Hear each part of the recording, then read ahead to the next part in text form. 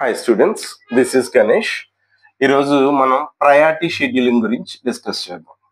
Okay, I think ఈ scheduling అన్ని ఏంటంటే మనకు ఆ నేమ్ లోనే తెలిసిపోతుంది. సో షెడ్యూలింగ్ అంటే ఆల్రెడీ చెప్పాను, selecting A process among number of process అని. సో ఇంతకుముందు మనం ఆల్రెడీ రెండింటి గురించి డిస్కస్ చేసాం. ఎఫ్సిఎఫ్ఎస్ అంటే ఫస్ట్ కమ్ ఫస్ట్ సర్వ్, అంటే ఏ ప్రాసెస్ ఫస్ట్ వస్తే ఆ ప్రాసెస్ ఎగ్జిక్యూట్ అవుద్ది. సో దాంట్లో డ్రాబ్యాక్ ఏంటంటే షార్టెస్ట్ జాబ్స్ ఎక్కువసేపు వెయిట్ చేయాలి. నెక్స్ట్ షార్టెస్ట్ జాబ్ ఫస్ట్, ఏదైతే షార్ట్ ఫస్ట్ అది ఎగ్జిక్యూట్ అవుతుంది. కానీ ఇక్కడ ప్రాబ్లం ఏంటంటే మేబీ దానికి అంత ప్రయారిటీ లేదేమో. ఫర్ ఎగ్జాంపుల్ ఇప్పుడు మనకి ఎగ్జామ్స్ వచ్చినాయి అనుకోండి. సో రేపు పొద్దున మనకి ఏ ఎగ్జామ్ అయితే ఫస్ట్ మనం ఆ ఎగ్జామ్ చదువుతాం, అంతేగాని మనకి ఏది ఈజీగా ఉంటే చదువు. ఓకేనా? అంటే ఇక్కడ మనం ఏం చేస్తున్నాం, ప్రయారిటీ ఇస్తున్నాం. Even though that process having consuming longest period of time, but we're giving the priority for that. అర్థమవుతున్నాం? అంటే ఇక్కడ మనం ప్రయారిటీ దేనికుంటే దాన్ని ఎగ్జిక్యూట్ చేస్తాం, దాన్ని ప్రయారిటీ షెడ్యూలింగ్ అంటాం. ఈ ప్రయారిటీ ఆపరేటింగ్ సిస్టమ్ అసైన్ చేస్తుంది, that is based upon to the user.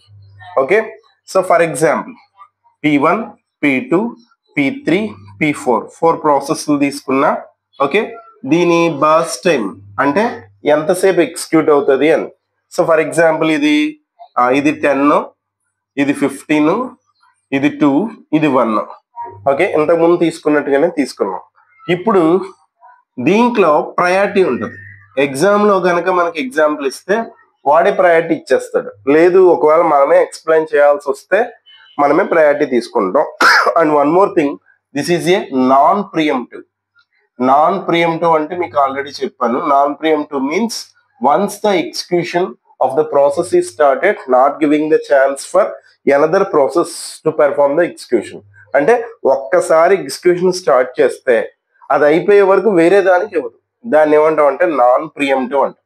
ఇక్కడ for example priority, first priority ఇది అనుకుందాం, సెకండ్ ప్రయారిటీ ఇది అనుకుందాం, థర్డ్ ప్రయారిటీ ఇది అనుకుందాం, ఫోర్త్ ప్రయారిటీ ఇది అనుకుందాం.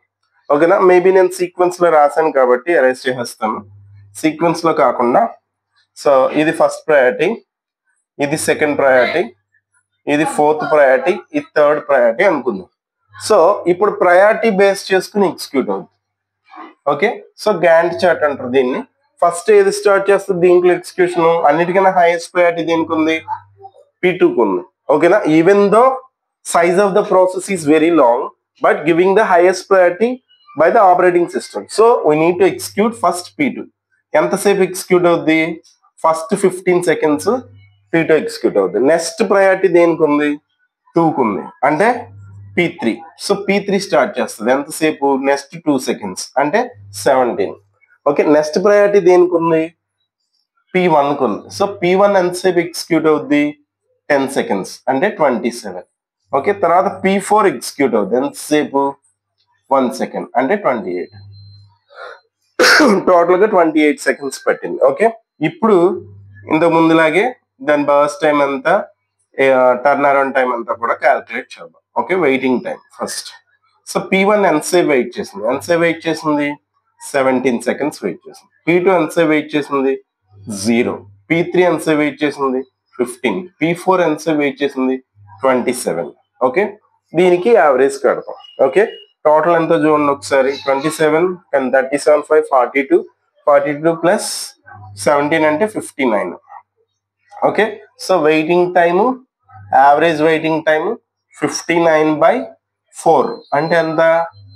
ఇంచుమించు 14 4s 56 కదా, అంటే 14.7 seconds యావరేజ్ గా. ఓకే, తర్వాత టర్న్ అరౌండ్ టైం చూద్దాం. టర్న్ అరౌండ్ టైం చూడండి, అంటే how much of time is needed to complete A process. Okay, P1 ఎప్పుడు కంప్లీట్ అయింది? ఎక్కడ కంప్లీట్ అయింది? P1 ఇక్కడ కంప్లీట్ అయింది, అంటే ఎంత?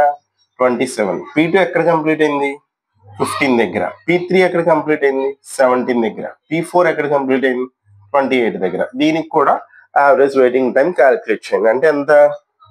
సేమ్ 27, 15, 17 అంటే 59 కదా. 59, 20, 79, 8. 79, 8 అంటే ఎంత? 87. So average turn around time 87/4. ఓకేనా? సో అంటే ఎంత? 24 22 1.7. 21.7. ఓకే, అంటే 4 1s 4, 4 2s 8, 84. ఓకే, అంతే కదా. సో ఇలా మనం ప్రయారిటీని బేస్ చేసుకుని ఎగ్జిక్యూట్ చేస్తే దీన్ని ప్రయారిటీ షెడ్యూలింగ్ అంటారు. సో అందరికి అర్థమైంది అనుకుంటున్నా. అయితే దీంట్లో ఏదైనా డ్రాబ్యాక్ ఉందా? సో దీంట్లో కూడా డ్రాబ్యాక్ ఉంది. అడ్వాంటేజ్ తెలుసు, అడ్వాంటేజ్ ఏంటి, ఏది ఇంపార్టెంట్ అనుకుంటే అది ఎగ్జిక్యూట్ చేస్తాం. మరి డ్రాబ్యాక్ ఏంటంటే here we are not giving equal priority. ప్రతి దానికి ఈక్వల్ ప్రయారిటీ ఇవ్వాలి. మనకు నచ్చిన దానికి ఇప్పుడు ఫర్ ఎగ్జాంపుల్ 10 ఉండొచ్చు, 20 ఉండొచ్చు. సో అప్పుడు ఏమవుద్ది, we are not giving equal priority. Okay, so equal priority ఇవ్వట్లేదు, అదే డ్రాబ్యాక్ దీనికి. సో నెక్స్ట్ మనం చెప్పుకునే షెడ్యూలింగ్ కి ఈక్వల్ ప్రయారిటీ ఉంటుంది. Thank you everyone.